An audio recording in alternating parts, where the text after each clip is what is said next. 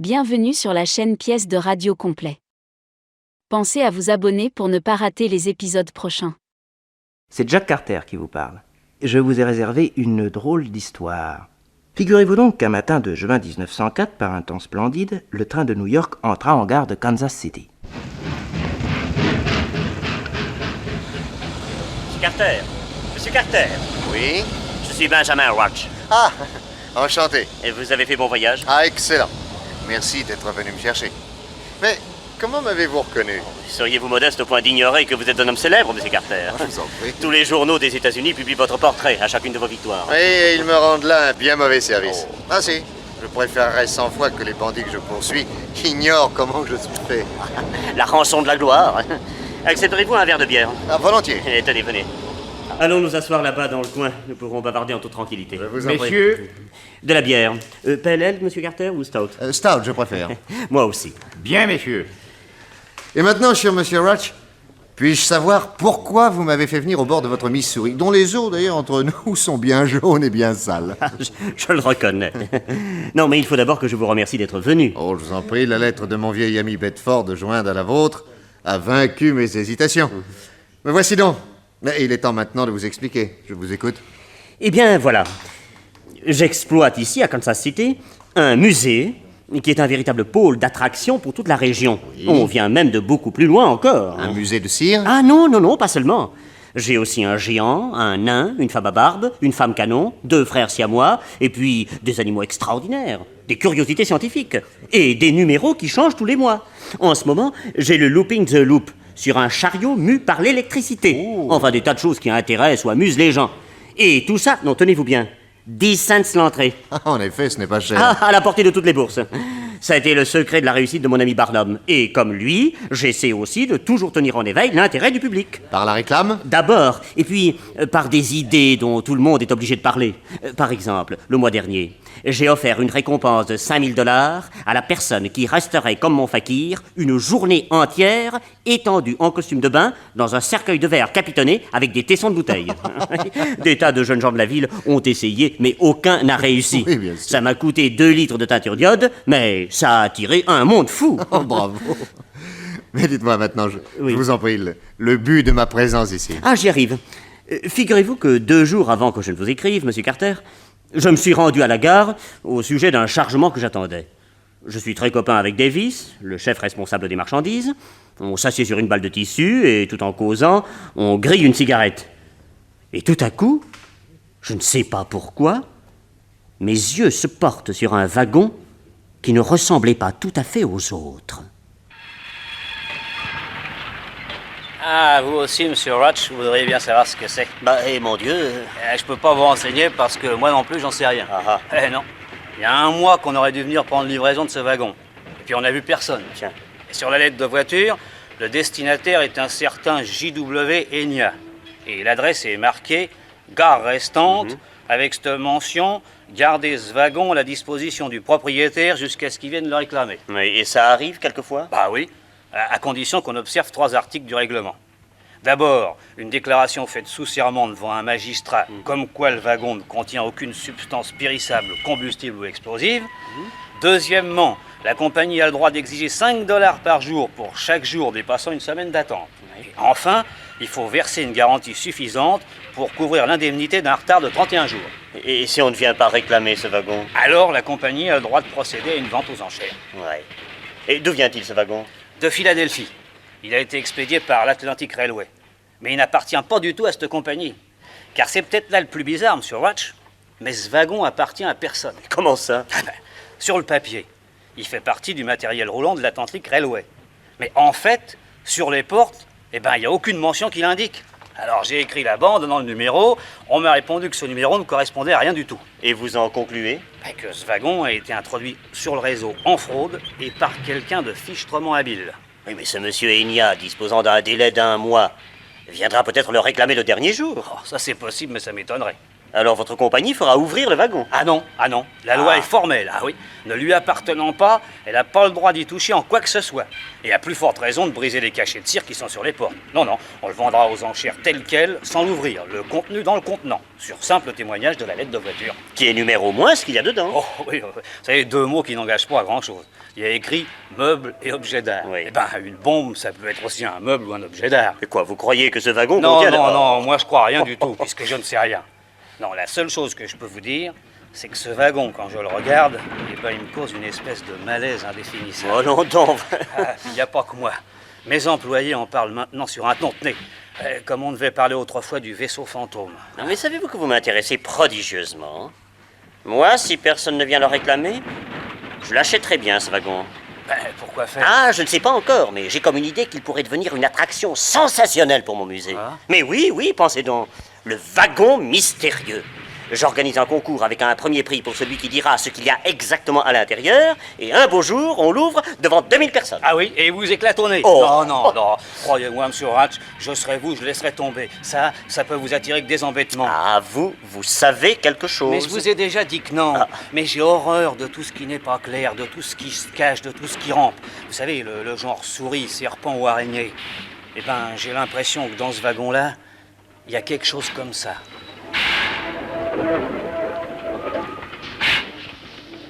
Je ne sais pas pourquoi, mais plus je parlais avec Davis, et plus j'avais envie d'acheter ce wagon. Ah, ce que c'est que l'imagination. Oh, mais attendez. Figurez-vous que 2 jours après, je reçois une lettre anonyme. Tenez, je l'ai là. Lisez. Merci. Cher monsieur Ratch, je suis en mesure de vous dire que le wagon qui vous intrigue tant ne sera réclamé par personne. Achetez le don et ne craignez pas de faire monter les enchères. Il y a là pour votre musée une attraction sans précédent dans le genre. Je ne vous dis pas quel genre. En tout cas, vous ne serez pas déçus. Encore un petit conseil. Demandez donc au célèbre détective Nick Carter d'assister à l'ouverture de ce wagon. Sa seule présence attirera la foule et puis sait-on jamais signer un ami. Mais dites donc, monsieur Roach, j'espère que si vous m'avez fait venir, ce n'est pas pour faire de moi une attraction. Oh, monsieur Carter, je ne me permettrai pas. Non, à la vérité, cette lettre m'a terriblement intrigué. Et maintenant, j'ai acquis la quasi-certitude que votre présence auprès de moi ne va pas être inutile. Ah, parce que vous êtes décidé à acheter ce wagon. Ah, plus que jamais, je ferai monter les enchères jusqu'à 10 000 $ s'il le faut. Très bien, très bien. Mais dites-moi, avez-vous votre petite idée sur l'auteur de cette lettre anonyme? Non, je suis allé interroger Davis. Il m'a juré n'avoir parlé de notre conversation à personne. Mais allez donc voir si au drugstore, avec des camarades, en buvant un verre de bière. Oui, bien sûr. Ou bien il s'agit d'un mauvais plaisant, ou bien d'une personne qui est très au courant de l'envoi de ce wagon, et qui a intérêt à ce qu'il finisse dans votre musée. Alors ça, Dieu sait pourquoi. À un moment donné, je me suis demandé si ce ne serait pas la compagnie elle-même qui m'aurait écrit cette lettre, pour tirer de moi le maximum d'argent, au cas où il y aurait des enchères. Oh, vous plaisantez, oui. Une grande administration est un ensemble de rouages qui fonctionnent sans passion aucune. Que la vente produise peu ou beaucoup, qu'est-ce que vous voulez que ça fasse à ses fonctionnaires? Dites-moi, est-ce que je peux aller jeter un coup d'œil sur le wagon? Mais bien sûr, allons-y tout de suite. Oui. Garçon! Oui, Combien je vous dois? 10 cents. Tenez, voilà. Merci. Au revoir, messieurs.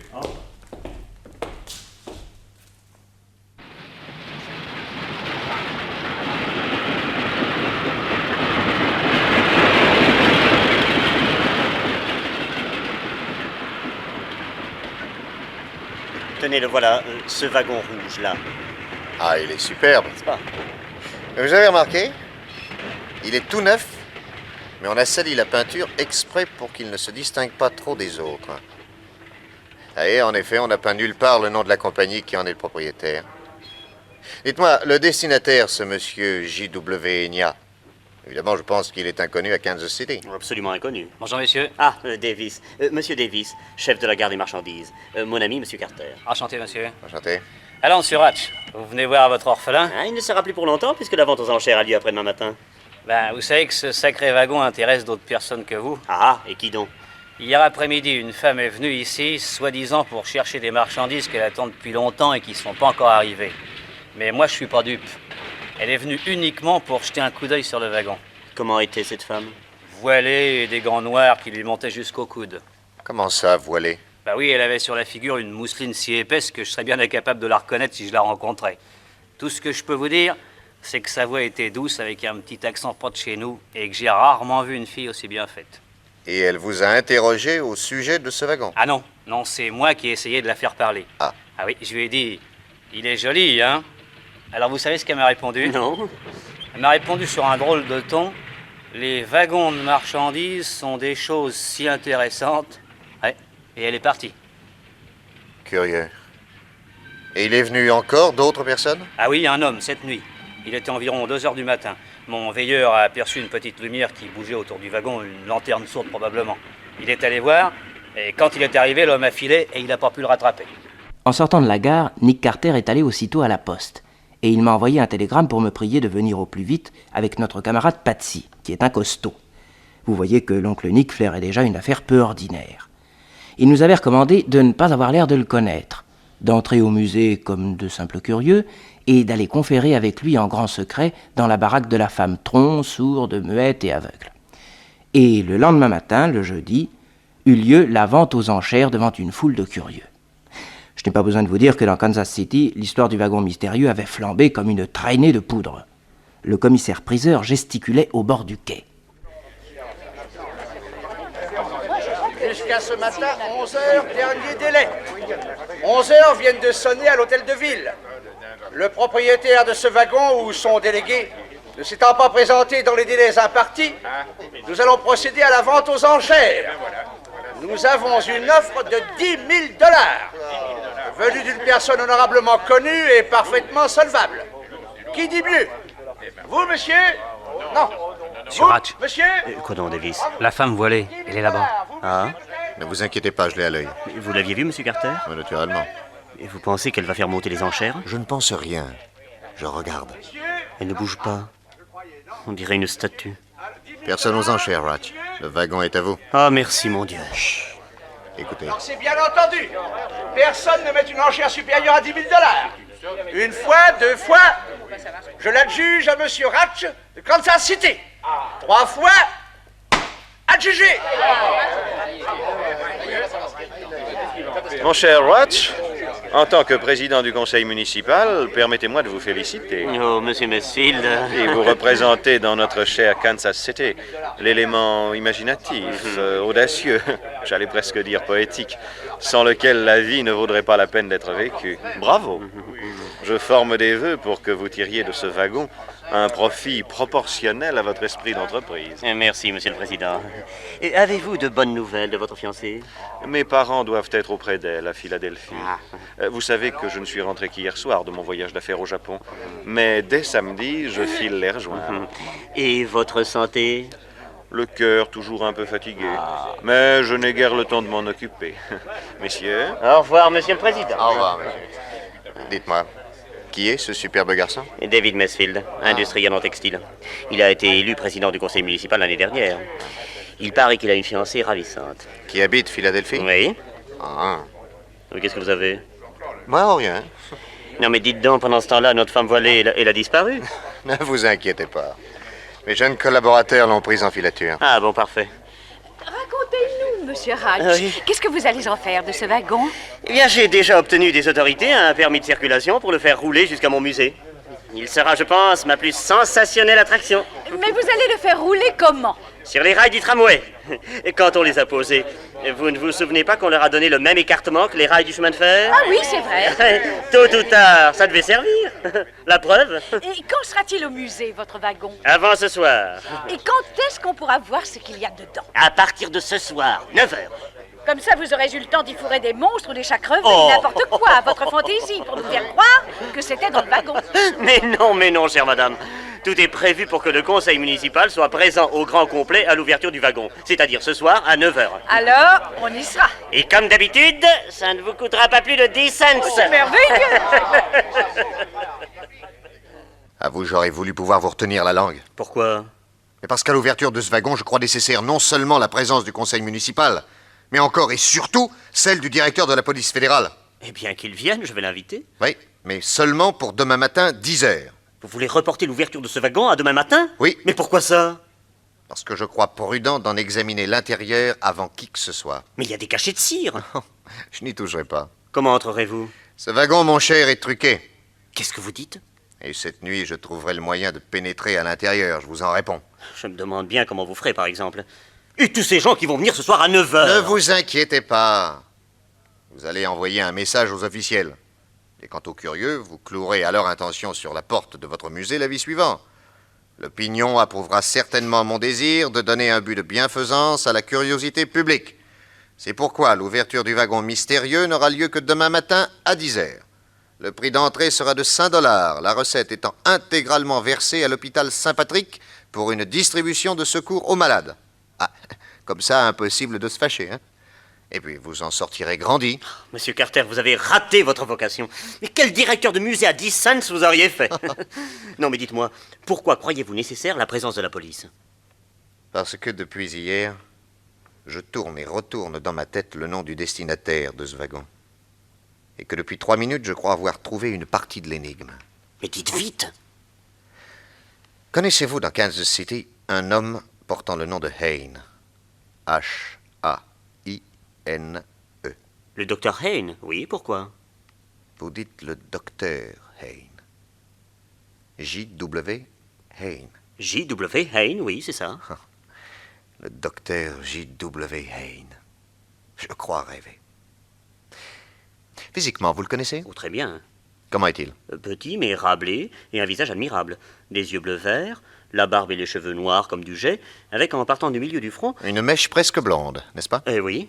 Oui, c'est bien lui. Ainsi, le nom inscrit sur la lettre de voiture n'était qu'un jeu en forme de défi. Enya. E-N-I-A-H. Eh bien, c'est à l'envers les lettres de Hayne. H-A-I-N-E. Comprenne qui pourra, dut se dire le docteur en ricanant. Mais Nick Carter, mon vieil ennemi, lui, finira bien par deviner. Eh ben oui, j'ai deviné. Et vous voyez, c'est lui qui vous a envoyé cette lettre anonyme. Le docteur Hayne? Attendez. Il y a quelque chose qui ne cadre pas du tout. Ah, mais alors là, pas du tout. Et quoi donc? Le docteur Hayne est l'expéditeur et le destinataire du wagon, et c'est lui qui vous a envoyé cette lettre, j'en parierais mon salut éternel. Et pourtant, il est mort, il y a 10 ans. Monsieur Ratch et Nick Carter entrèrent au musée pour déjeuner. Patsy et moi, nous les attendions, mais l'oncle Nick n'a pas voulu pour le moment donner davantage d'explications. Alors, Jack, tu as suivi la femme volée? Oui, elle a traversé une partie de la ville et elle est entrée dans une belle maison. 3 minutes plus tard, nous l'avons aperçue près d'une fenêtre du premier étage. Elle a enlevé son chapeau, elle s'est installée dans un fauteuil, et puis elle s'y est endormie. Et elle n'était plus voilée? Non. Je peux même te dire qu'elle est rudement jolie. Bon, à qui appartient cette maison? Eh ben, il y a une plaque sur la porte d'entrée. Et qu'y a-t-il de gravé sur cette plaque? Docteur J.W. Hayne. Il fut convenu que toute la nuit, Patsy et moi, nous prendrions tour à tour la garde dans un fossé situé près de la maison du docteur, pour en surveiller les entrées et les sorties. Quant à Nick Carter et à M. Ratch, quand les portes du musée ont été fermées à 10h30, ils sont restés dans le bureau directorial, toutes lumières éteintes.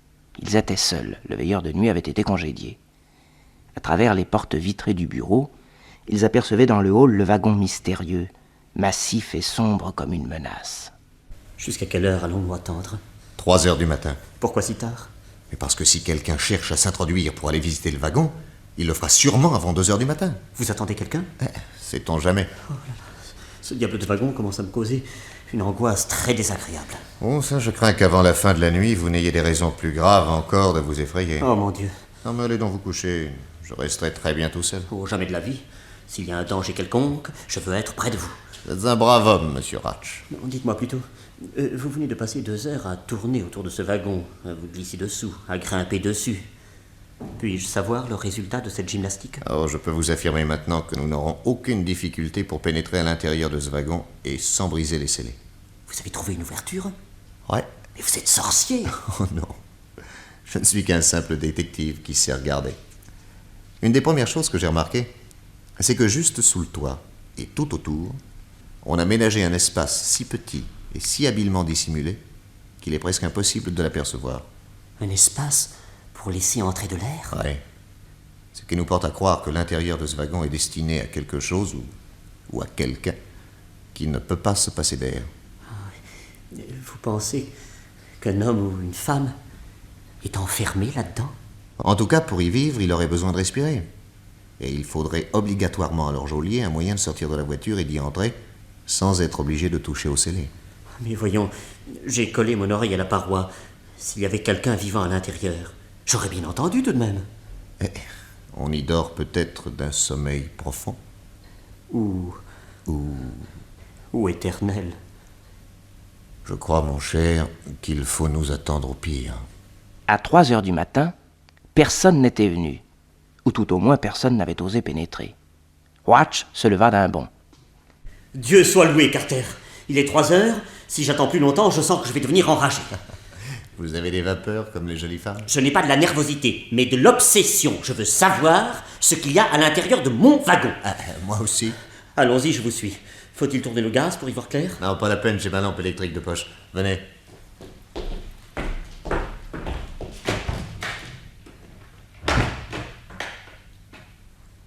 Je vais d'abord vous montrer quelque chose de significatif. Quoi donc? Regardez ces armatures en fonte. Et qu'est-ce qu'elles ont? L'homme qui a construit le wagon a fondu ses pièces lui-même. Ah. Et visiblement, il n'a pas voulu s'adresser à un fournisseur, craignant qu'on retrouve ses traces s'ils l'ont remonté jusqu'au vendeur. Oui, c'est bien possible. Maintenant, puis-je vous poser une question? Oh, allez-y. Si vous aviez eu à établir une porte dérobée dans un wagon, où l'auriez-vous placée? Écoutez, je n'en sais rien, moi. Dans le toit, dans le plancher, à l'une des extrémités? Ah, l'un des deux bouts, sûrement. Bravo. Eh bien, c'est ce qu'a fait notre homme. Vous êtes un garçon subtil, Ratch. Non, mais où allez-vous? Écoutez, je retourne m'asseoir. Quand au lieu de tous ces discours, vous serez disposé à me montrer cette porte et l'intérieur de ce wagon, vous aurez l'obligeance de m'envoyer un commissionnaire pour me le faire savoir. Oh, mais alors, ne vous fâchez pas. Et voulez-vous, oui ou non, me montrer l'intérieur de ce wagon? Mais naturellement. Quand? Tout de suite. À leur exécution. Non, vous permettez que j'aille d'abord chercher une chaise là-bas pour m'en servir en guise de marchepied. Oui, hein? faites. Voilà. Ah, dites-moi. C'est bien à vous, ce wagon, n'est-ce pas? Oui, qu'est-ce qu'il y a encore? Bon.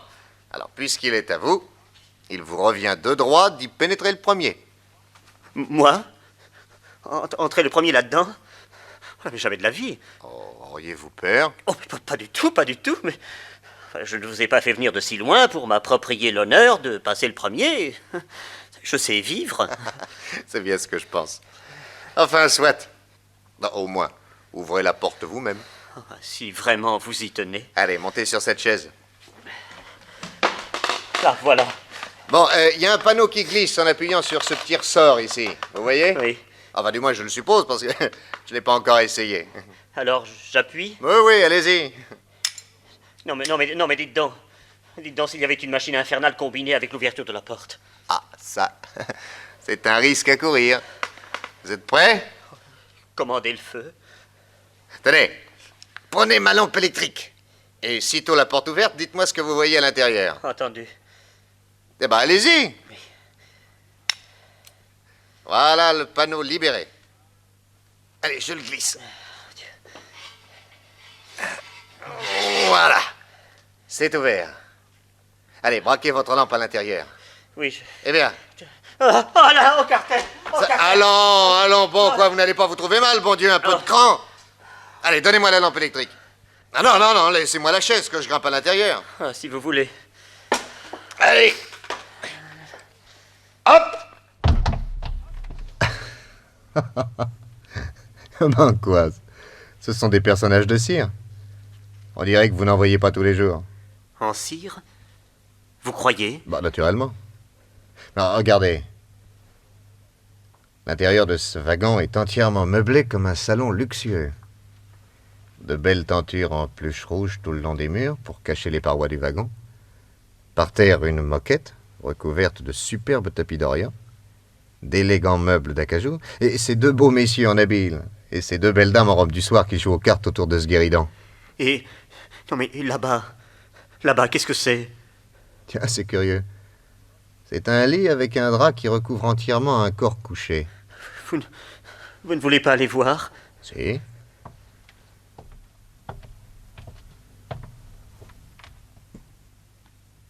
Oh, par exemple. Mais quoi? Qu'est-ce que vous avez vu? J'ai soulevé le drap. C'est une très belle jeune fille. On l'a figurée morte, avec un poignard dans le cœur. Mais enfin, mais qu'est-ce qui a pu avoir l'idée d'une mascarade pareille? Mais jamais je ne pourrais montrer ces mannequins à mon public. Oh, Carter. Oh, Carter, j'ai mal au cœur. Oui, c'est cette odeur. Vous savez ce qu'elle me rappelle, cette odeur? Non. Exactement celle dont on parfume les produits pour embaumer les morts.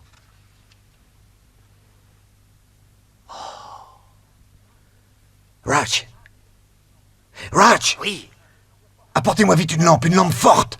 Il faut que je voie le plus clair possible. Il y en a une là. Le temps de la décrocher. Voilà. Et puis de l'allumer. Ah, mais je n'ai pas d'allumette. Tenez, en voilà une boîte.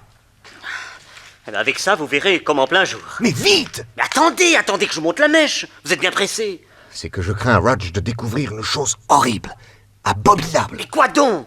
Allez, tenez, prenez la lampe. Merci. Mais qu'est-ce que vous examinez? Ah, on dirait que vous n'avez jamais vu de près un visage de mannequin.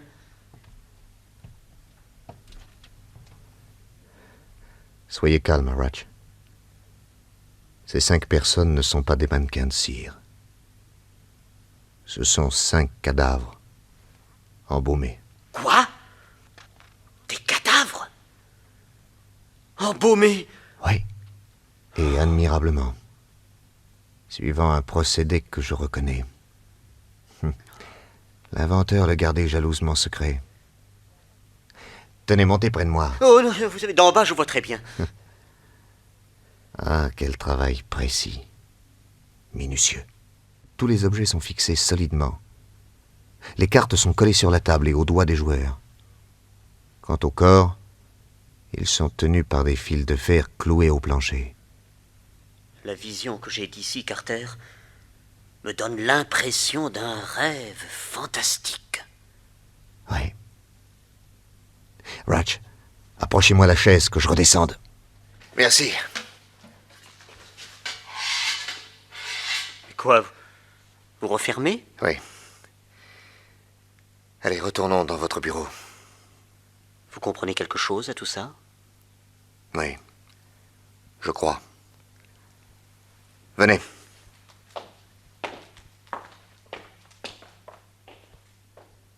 Patsy m'avait relevé de ma faction devant la maison du docteur Hayne, et je rentrai au musée un peu avant 4 heures du matin, au moment où l'oncle Nick et M. Watch regagnaient le bureau. On me mit au courant de la macabre découverte.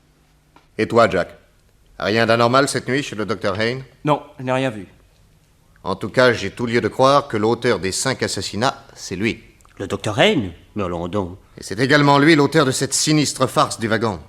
L'installation de ce salon luxueux, la mise en place des 5 cadavres embaumés, et l'expédition à Kansas City avec l'intention bien arrêtée que ce soit vous, Ratch, qui achetiez ce wagon. Et pourquoi? Dans quel but?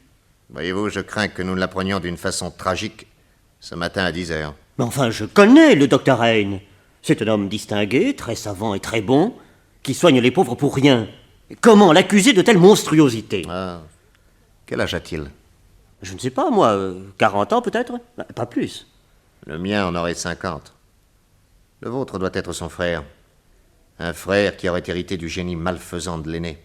De l'aîné qui est mort? Oui, on l'a mis en bière devant moi. Hein? C'était l'homme le plus beau que j'ai jamais vu. Le plus intelligent, le plus instruit. Mais aussi le plus pervers, le plus satanique. Un criminel raffiné qui épousait les femmes pour hériter de leur fortune après les avoir tuées. Et jamais je n'ai pu trouver une preuve contre lui, sauf un jour. Et ce jour-là, il s'est suicidé. Mais voyez-vous, ces 5 cadavres expédiés dans ce wagon, et Dieu sait pour quel nouveau crime, ce goût de l'effet théâtral, cette passion du sordide et du fantastique, me font presque croire que j'ai rêvé, qu'il n'est pas mort, et qu'il est toujours prêt à tuer et à me lancer un nouveau défi. Et son frère lui ressemblerait donc moralement comme il lui ressemble physiquement? Aucun doute là-dessus. Même profession, même réputation, et versé dans les mêmes sciences. Ah, je constate que son frère lui a transmis sa formule secrète d'un certain poison qui permet de tuer puis d'embaumer les cadavres au point de leur donner l'apparence absolue de la vie. Tenez, après sa mort, j'ai pris dans son laboratoire cette petite fiole. Regardez-la, je la porte toujours sur moi. C'est l'antidote de son poison. Car longtemps, je me suis méfié de sa vengeance. Eh oui, Une vengeance post-mortem était toujours possible. Mais 10 ans ont passé et je ne le crains plus. Paix à son âme. Non mais enfin, si c'est le frère qui a commis ces 5 assassinats et monté cette mascarade du wagon, mais c'est un fou. Oh non. Ou s'il est fou, ce n'est que d'orgueil, comme son frère. Et comme son frère, il a sûrement commis une multitude de crimes sans avoir été une seule fois soupçonné. Alors il est blasé de l'impunité et recherche le plaisir dans le risque, dans le défi. Plus grande est la difficulté d'échapper, plus grandes sont les jouissances de son orgueil, puisqu'il s'échappe toujours. Mais croyez-moi, il n'est pas fou. À chacun de ses actes criminels, il y a une raison logique. Et que comptez-vous faire? Moi? Attendre la réunion de 10 heures. Nous dirons à la police et aux autorités de la ville ce qu'il y a dans le wagon? Naturellement. Nous leur devons l'entière vérité. À 10 heures, le conseil municipal était au complet dans le hall, en face du wagon, ainsi que le directeur de la police fédérale et ses collaborateurs. L'oncle Nick prit la parole. Messieurs, il n'est plus question ici d'une simple curiosité. Et malgré notre promesse, nous avons dû interdire l'entrée à une foule décidée à payer $5 pour aider les malades de l'hôpital. Nous sommes hélas aujourd'hui en présence d'un fait de la dernière gravité. 5 personnes ont été assassinées. Oui, cette nuit, Monsieur Ratch et moi, nous avons découvert leurs cadavres dans ce wagon. J'avais décelé une porte truquée. 5 cadavres, admirablement embaumés dans un décor de salon luxueux. 2 hommes et 2 femmes en toilette de soirée auprès d'une jeune fille étendue morte sur son lit.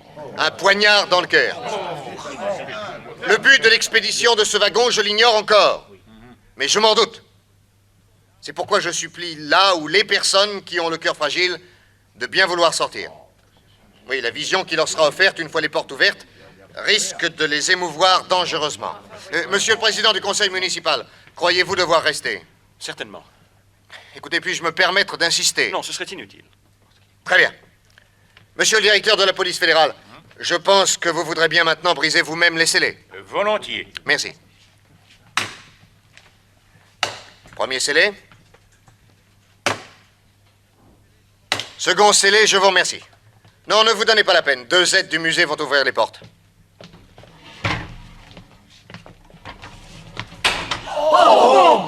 Le président! Président Marchfield, Non, trop tard, messieurs. Ce que je voulais éviter et ce que le criminel a voulu est arrivé. Monsieur Mesfield est mort d'une crise cardiaque. Monsieur désire, Je voudrais voir le docteur Hayne. de la part de qui? Nick Carter. Si vous voulez bien monter au premier, monsieur Carter. Je vous attendais. Vraiment?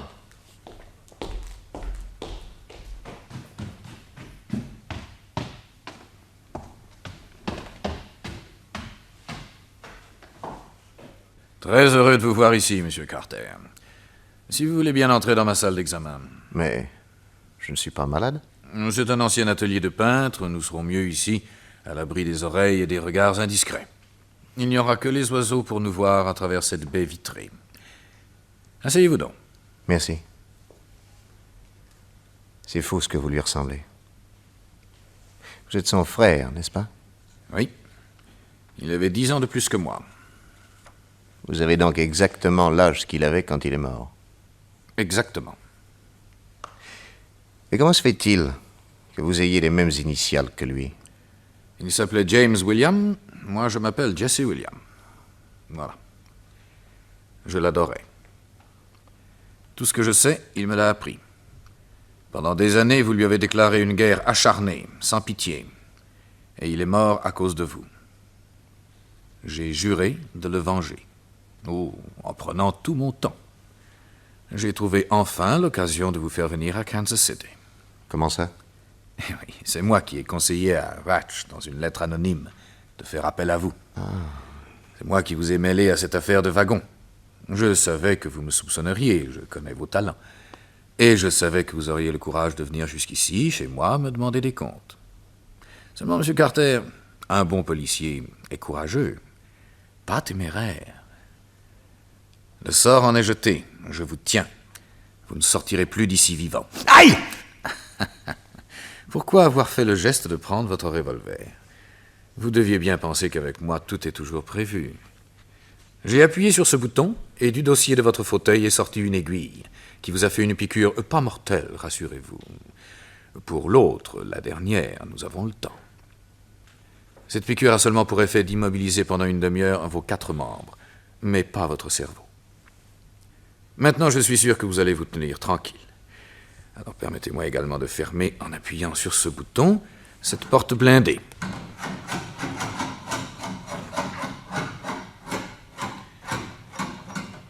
Voilà. Ceci fait, causons. Qu'est-ce que vous êtes venu faire ici? Vous l'avez dit vous-même. Vous demandez des comptes. Que voulez-vous savoir? Tout. Dans 1 heure, vous serez mort. Je vous répondrai donc avec la plus grande franchise. Très heureux d'ailleurs d'être admiré par un être d'élite tel que vous. C'est vous qui avez tué ces 5 personnes, n'est-ce pas? Oui. Et figurez-vous que la jeune morte que vous avez vue étendue sur le lit dans le wagon était ma fiancée. Elle habitait Philadelphie. Un jour, je lui ai présenté Macefield, ce bel industriel, président du conseil municipal de notre bonne ville. Ils sont tombés amoureux l'un de l'autre et l'on a rompu avec moi, en complet accord avec les parents. Alors, je me suis vengé.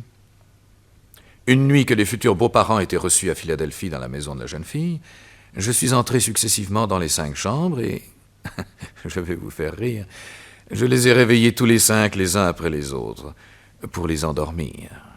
Oui, je suis comme mon frère, un maître hypnotiseur. Et avec l'aide de 2 de mes collaborateurs, j'ai emmené mes 5 dormeurs pour une destination ô combien inconnue. Mais depuis plus d'1 mois qu'ils ont disparu. La police de Philadelphie a dû les rechercher. Pas encore, car je leur ai fait écrire les lettres nécessaires pour dire qu'ils partaient tous les 5 au Japon, retrouver le fiancé. Et après les avoir embaumés, vous avez monté cette mascarade du wagon. Avouez que c'était bien tentant de faire mourir le fiancé cardiaque en lui montrant d'un coup, en un ensemble grotesque, les cadavres de ses futurs beaux-parents, de ses parents et de sa fiancée. En une seule opération, je me vengeais de tous ces gens-là. C'était assez beau, n'est-ce pas? Vous êtes un artiste. Oui, mais un réaliste aussi. La fortune de mon ex-fiancée m'intéressait toujours énormément.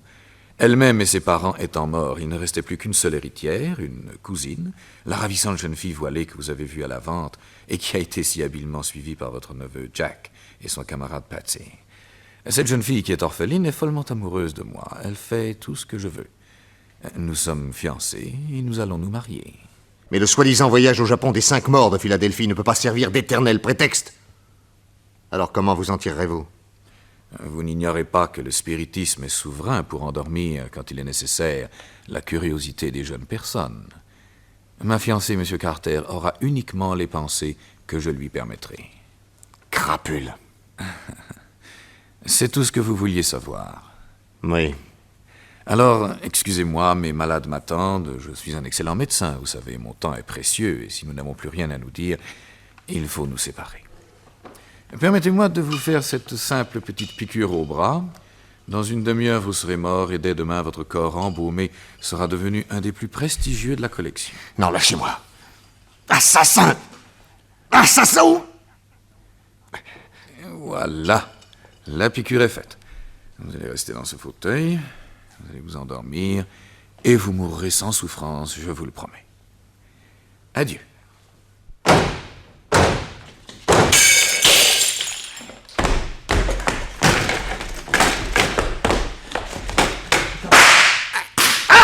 Johnny! Ah! Vite, Patsy, sautons dans l'atelier. Tant pis si on se casse le cou. On m'avait eu, sale petit flic. Une balle est entrée près du cœur. Il n'en a plus pour longtemps.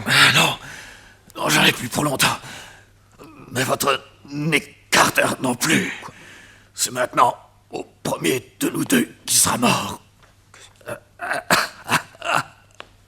Regardez, il dort déjà. Qu'est-ce que vous lui avez fait? Qu'est-ce que vous lui avez fait? Je l'ai empoisonné. Quoi? Empoisonné? Oncle Nick empoisonné? Il va mourir, on ne peut rien? Il faut demander du secours! Cette porte est blindée. Il y a un spread pour l'ouvrir. Au secours! Ouvrez! Ouvrez! Nick Carter ne peut pas mourir, voyons! Nick Carter ne peut pas mourir! Tu as raison, Patsy. Oh, le contrepoison. Le contrepoison du docteur N. L'oncle Nick en a un flacon sur lui, il me l'a montré cette nuit.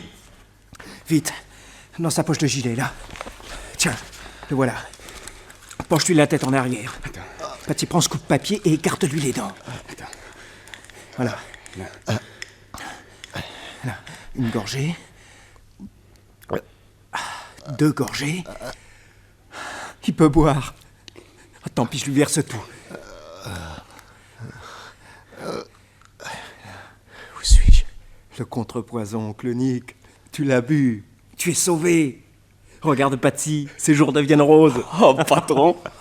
Heureusement que tu nous avais dit qu'après 20 minutes d'absence, il fallait intervenir. Nous, on n'a pas attendu plus de 10 minutes, et je crois qu'on a bien fait. Brave gosse. Je vous dois la vie. Oh, ne parlons pas de ça. Dis donc, oncle Nick, cette fois-ci, on a encore gagné, hein? Et notre petit ragtime? Oh. Dommage qu'il n'y ait pas de piano. Mon pauvre vieux, aujourd'hui, s'il y en avait un, j'irais sûrement pas en mesure.